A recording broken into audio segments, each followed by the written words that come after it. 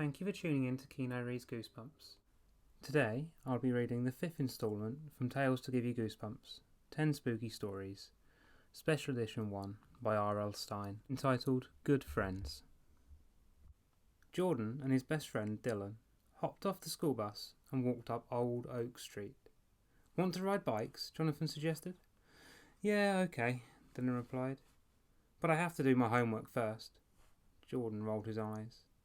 Dylan was the only 6th grader he knew who always did his homework the second he got home from school. Jordan dropped his backpack on the front lawn and crossed the street. Can't you do it later? He asked. Dylan kicked a pebble across the pavement. No way. My mum will have a cow, he muttered. Jordan sighed and pushed his hair out of his eyes. Then just tell her you did your homework at school. She won't be home for hours, so she won't know if you did or not. Dylan bit his lower lip. I don't know, Jordan, he said, lowering his voice. What about... He pointed towards his house. Who? Richard? Jordan asked, making a face. Just forget about him. Your older brother is a total jerk. Dylan shot a nervous glance towards the house. Shh, he'll hear you. Jordan folded his arms across his chest. So what? He demanded loudly. Everybody knows Richard is a total jerk. Dylan gasped. Come on, Jordan, he pleaded. Be quiet, he'll pound me. Jordan shook his head. He couldn't believe Dylan was so scared of his brother. Richard was 14 and big and strong, but so what? Just forget about him, will you? Jordan said. Come on, let's ride. They rode their bikes around the neighbourhood for a while. Then they stopped in Dylan's driveway to practice their basketball. Dylan kept staring up nervously at his brother's bedroom window. I hope he leaves us alone today, he said to Jordan. Ever since my mum put him in charge after school, Richard has been worse than ever. He acts like he's the king of the house. Oh, he's king all right, Jordan sniggered. King of the jerks. Dylan laughed nervously and glanced back up at the window. Just forget about him, Jordan said. Come on, let's play. Show me your best slam dunk. Dylan dribbled the ball on the driveway.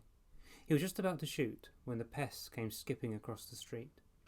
The pest was Ashley, Jordan's 7-year-old sister. Ashley plopped down on the pavement in front of Dylan's house and began playing with her Barbie dolls and talking to herself. Jacqueline, your hair is long and pretty like Barbie's, Ashley said. Jordan and Dylan exchanged glances, then cracked up.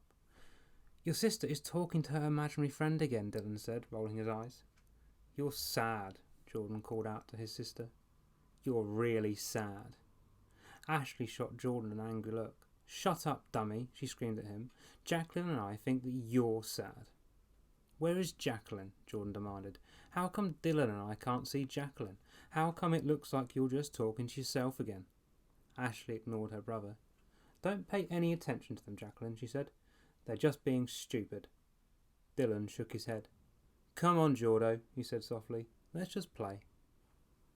Jordan made a face at his sister, then grabbed the ball and took a jump shot. The ball hit the rim and bounced off. Ha ha! Ashley burst out laughing. Did you see that, Jacqueline? She cried. Jordan missed an easy one. Ashley, get lost, Jordan cried angrily. And take your imaginary friend with you. Ashley dropped her dolls and ran up to him. I told you Jacqueline isn't imaginary, she screamed. She's real. Oh yeah, Jordan shot back. Then if Jacqueline is real, where is she standing? Right there, Ashley replied, pointing to her left. Jordan lobbed the ball at high speed in that direction. Think fast, Jacqueline, he shouted. Ashley gasped. No, stop it, you'll hurt her. Jordan laughed and moved closer to his sister. How come Jacqueline didn't catch the ball? He teased. Because you threw it too fast, Ashley stammered. Where is she now? Jordan demanded. Let me try it again. This time I'll aim for her head. He and Dylan both laughed. You leave us alone, I'm telling, Ashley whined. Come on, Jacqueline, let's go. She turned to leave. Come on, Jacqueline, Jordan mocked in a whiny voice, trying to imitate his sister. Shut up, Jordan, Ashley cried. Shut up, Jordan, Jordan repeated. Cut it out. Cut it out. Jordan grabbed the air and pretended to hold somebody. Hey, look, Ashley, I've got Jacqueline. She's my prisoner. Ashley clenched her hands into fists. Let her go. Let her go. Hey, Dylan, Bring me that rope from the garage. Let's tie Jacqueline to that tree, Jordan cried, grinning. Ashley screamed. No, stop, Jordan, let her go. Jordan kept laughing. Wait, maybe Jacqueline would like to help us practice our jump shots. We can hang a net on her head and use her face as a backboard. I'm telling, I really am, Ashley declared. She picked up her dolls and angrily ran down the driveway across the street. Do you see what I have to put up with? Jordan said, shaking his head. Dylan started to answer, but an angry voice interrupted, shouting from the window above them. Hey, loser! Jordan and Dylan raised their eyes to the upstairs window. Dylan's brother, Richard, stuck his head out. Dylan, have you done your homework yet? He called down. You better have finished it, or I'm telling Mum. Dylan nervously rolled the ball between his hands. Just ignore him, Jordan whispered. Dylan lifted the ball and tossed it up to the net. The ball missed the backboard completely. Richard burst out laughing. You really are a loser, Dylan. I could make that shot blindfolded. Who taught you how to play? Did your best friend Jordan teach you how to shoot like that? Jordan's face grew red. He opened his mouth to say something nasty, but Dylan's eyes pleaded with him not to. Please, Jordan, Dylan begged in a whisper. Just ignore him, please. What did you say? Richard shouted down from the window. Are you talking to me, loser? Dylan cleared his throat. No, just leave me alone. I've done my homework already, so just leave me alone. Richard shook his head. Try shooting with both hands, he called down, then slammed the window shut with a loud thud. Dylan hugged the ball tightly to his chest. His face was white. He thinks he's so great, he muttered, his voice trembling. What a jerk, Jordan exclaimed. Why do you let him boss you around like that? Dylan shrugged. Because he can beat me up, he admitted. Well, if he were my brother, I'd tie him to his bed at night and tape his mouth shut, Jordan said seriously. Dylan laughed. You always have the best ideas, Jordan. Well, what are good friends for? Jordan replied. Later, Dylan sat at his desk, slumped over his maths book. I've got it, Jordan cried suddenly, startling him. You've got what? Dylan asked. The perfect trick to play on Ashley, Jordan announced with a mischievous grin. Dylan smiled and lowered his pencil. What is it? He asked eagerly. Your tricks are always the coolest. Thanks, Jordan replied proudly. Okay, here it is. You know how scared Ashley is of Axel and Foley, right? Dylan nodded. Yeah, I don't like Richard's pet tarantulas much either. Well, Jordan continued grinning, what if Axel and Foley somehow got loose? Dylan's eyes widened. I don't know. Oh, come on, Jordan insisted. Ashley would freak. I'll run up to her and scream. The spiders are loose. The spiders are loose. Run for your life. Then, when Ashley runs out screaming, I'll tell her that I saw Axel swallow Jacqueline up whole. Well, Dylan hesitated. His friend's plans always scared him a little. Dylan, come on, it's perfect. Look at her. Jordan pointed out of the bedroom window.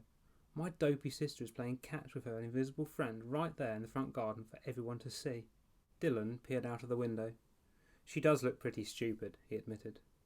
Okay, so let's sneak into Richard's room and... Jordan, I don't know if this is such a good idea, Dylan said. Richard will pound me for sure if we touch his spiders. Oh, stop worrying so much, Jordan replied impatiently.